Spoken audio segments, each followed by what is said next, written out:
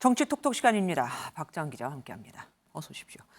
윤 대통령의 출근길 문답이 중단되고 나서 참 말이 많았습니다. 그런데 드디어 대통령의 입장이 나왔다고요? 네, 대통령 출근길 문답이 중단된 지 이틀이 지났습니다. 기자가 그래서 대통령실 핵심 관계자를 통해 입장을 들어봤는데요. 이 관계자는 윤 대통령이 좋은 선례를 만들고 싶었는데 아쉽다고 했다고 전했습니다. 또 그러면서 윤 대통령이 각 언론사 소속 기자와 국정에 관해 토론할 수 있는 기회를 멋있게 만들고 싶어 했다고 전했습니다. 다만 최근 발생한 일련의 사태와 관해 국정 토론이 아니라 정치 공세를 취하려고 해서 대통령이 아쉬워했다고 전했습니다. 그날 당시 대통령한테 질문을 던졌던 MBC 기자는 신변의 위협도 받고 있다면서요. 네, 해당 문답을 마치고 뒤돌아서면서 대통령에게 항의하고 비서관과 언쟁을 벌인 MBC 기자가 살해 협박을 받아서 경찰이 신변보호 조치에 나섰습니다. 이 협박글은 한 온라인 커뮤니티에 올라왔고 그 게시글을 본 시민이 고발을 했는데요. 신고를 받은 부산경찰청이 게시글 작성자를 추적하고 있습니다.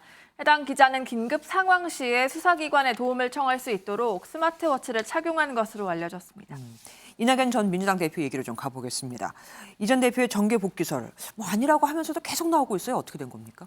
네, 이낙연 전 대표가 지난 6월 미국으로 떠났었죠. 그래서 지금 워싱턴 DC에 머물고 있는데요. 조기 귀국설이 벌써 나오기 시작했습니다. 사실이 맞는지 MBN 워싱턴 특파원을 통해 이 전 대표를 취재해보니 1년 예정으로 방문한 계획이 변함없다면서 예정대로 내년 6월 복귀할 것이라고 언급했습니다. 이 전 대표는 최근 강연 등 바쁜 일정 중에 남북관계 등에 관한 책을 집필하게 됐는데 이 작업이 끝나야 본인의 명확한 입장을 밝힐 것이라고 덧붙였습니다. 이렇게 본인은 복귀설을 일축하고 있는데 그럼에도 불구하고 이낙연 싱크탱크는 재가동에 들어간다는 소식이 들어왔습니다. 이건 어떻게 된 거죠? 네, 이 전 대표 싱크탱크였던 연대와 공생, 줄여서 연공이 오는 28일에 재가동할 것이라는 소식이 전해졌는데요. 네. 연공은 지난 대선 때 활발한 활동을 하다가 이 전 대표가 미국으로 가면서 해체됐었습니다. 해체 후에 오는 28일 모여 경제 내용의 세미나를 여는 등 싱크탱크가 다시 활동한다는 소식에 자연스럽게 이제 이 전 대표가 복귀하는 거 아니냐는 얘기가 나온 건데요. 네. 이 전 대표 측근들은 하지만 단호히 그건 아니다라고 선을 긋는 모습입니다. 이 연공 부대표인 신경민 전 민주당 의원은 MBN과의 통화에서 당초 11월 초에 세미나를 열려 했는데 이태원 참사로 연기됐다며 이 전 대표 복귀 시점은 당길 계획이 없다고 밝혔습니다. 이낙연계 의원들은 불필요한 오해를 살 수 있다면서 방미 계획을 접기도 한 상황입니다. 네, 더 지켜봐야겠습니다. 그리고 연평도 포격전 12주기 추모 행사에서 주목할 만한 장면이 있었습니다. 이명박 전 대통령 말이죠. 네, 오늘 추모 행사에 놓인 화환을 보시면 좌우로 나열된 조화 가운데 이명박 전 대통령의 이름이 보입니다.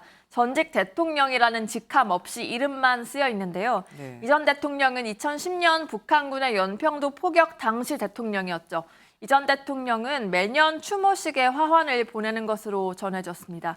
오늘 이 자리에 윤석열 대통령 외에 박근혜, 문재인 전 대통령의 화환은 보이지 않았습니다. 네, 여기까지 듣겠습니다. 박정 기자와 함께했습니다. 안녕하세요, 김주하입니다. 공정하고 신속한 MBN 뉴스, 유튜브를 통해서도 만나보실 수 있습니다. 특히 더 많은 뉴스와 라이브를 보고 싶으시다면 오른쪽을 눌러서 구독하시면 됩니다. 어렵지 않죠? 빠르고 정확한 뉴스로 계속 찾아뵙겠습니다. MBN 뉴스를 시청해주신 여러분 고맙습니다.